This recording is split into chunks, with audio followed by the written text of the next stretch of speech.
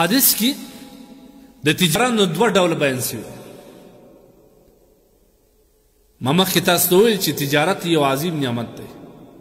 هر کسان چې کوي هغه باید په سمه طریقه باندې وکړي او د الله حمد ادا کړي پر دې باندې.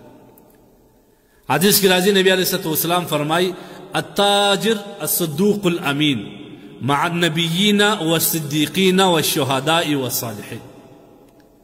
هغه تاجر چې په خپل تجارت کې رښتونی وي، رښتیا وایي، درواغ نه وایي، دوکه چاته نه ورکوي، په خپل کاروبار کې درواغ نه وایي چې شی اصلي شی نه وي دی په اصلي ورکوي، یا د یو ملک شی د بل ملک په نامه باندې ورکوي، درواغ نه وایي.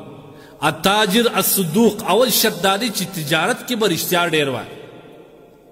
کوم تجار چې په تجارت کې رښتیا وایي، درواغ نه وایي.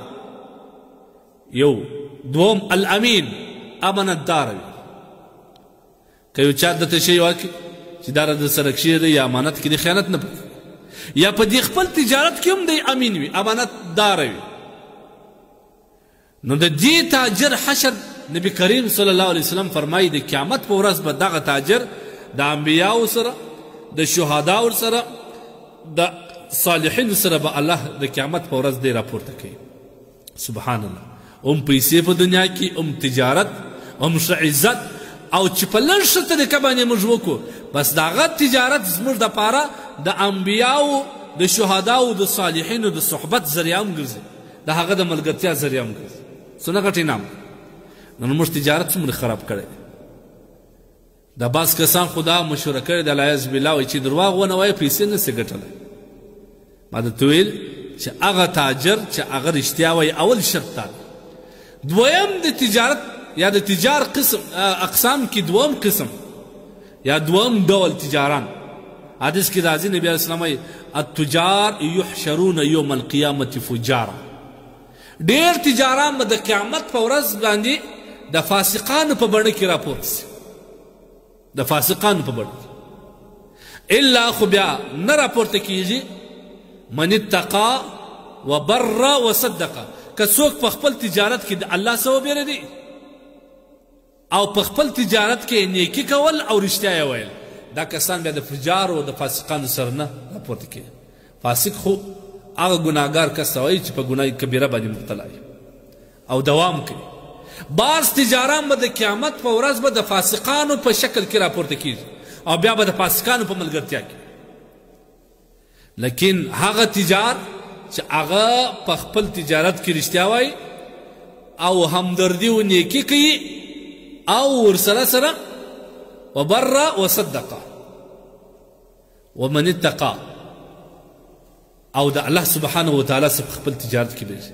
الا من اتقى وبر وصدقه، چې د خدای نه وبېرېدي او رښتیا یې ویل او نیکي یې کول په دې خپل تجارت کې. ما درته وویل تجارت د انسان د مغفرت ذریعه هم ګرځي، د انبیاو، د صلحاو، د شهداو د صحبت او د یو ځای کېدو ذریعه هم ګرځي د قیامت په ورځ او په آخرت کې. لیکن دغه تجارت موږ په خپل خراب کړی دی. موږ دا تجارت په دوکه بدل کړی دی، موږ دا تجارت په درواغو بدل کړی دی.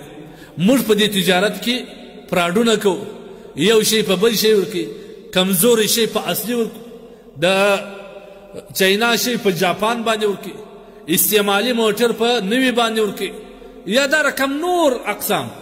هر تجارت خپل تجارت کې معلومېږي چې کم خلک کم چمونه کوي. د بهر ملکو کې زموږ مسلمانان تجارت هېڅ دا بعض هېڅ اعتماد نه لري، هېڅ باور نه لري، نه خلک پر دې باندې اعتماد کوي چې کله یو ښه کپړه یې د هغه په مقابل کې دی تارونه ورکم کړي، وایي لږ کمزور را جوړ کړو، خو دی بیا په هغه نه باندې خرڅوي. ولې په دې معمولي پیسو باندې ځان د فساقو او د ګناهګارانو ملګری کوي. ما درته ویل التجار یحشرون یوم القیامة فجارا. بعض تجاران به د قیامت په ورځ د فاسقانو په ډول په شکل کې راپورته کېږي.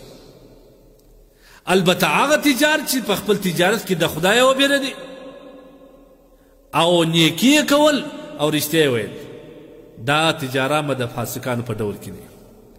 لہذا په خپل تجارت کې غریبان تا ته راځي، مسکینان راځي، نیکي وکړه، وسیله رحمي وکړه، ستا په قریبان کې څومره مسکینان سته د هغوی سره وصله رحمي وکړه پر هغوی باندې د رحم او د شفقت لاس تېر کړه یتیمان سته پر هغوی باندې ورحمېږه د هغوی اسباب ورپرکه نور غریبان سته او په خپل تجارت کې رښتیا همیشه رښتیا وایي نو لهذا د تجارت زموږ لپاره د مغفرت ذریعه هم ګرځي او د ګناه یا د فساقو د ملګرتیا او د یو ځای کېدو ذریعه هم ګرځي الله دې موږ ته د ښه تجارت توفیق راکړي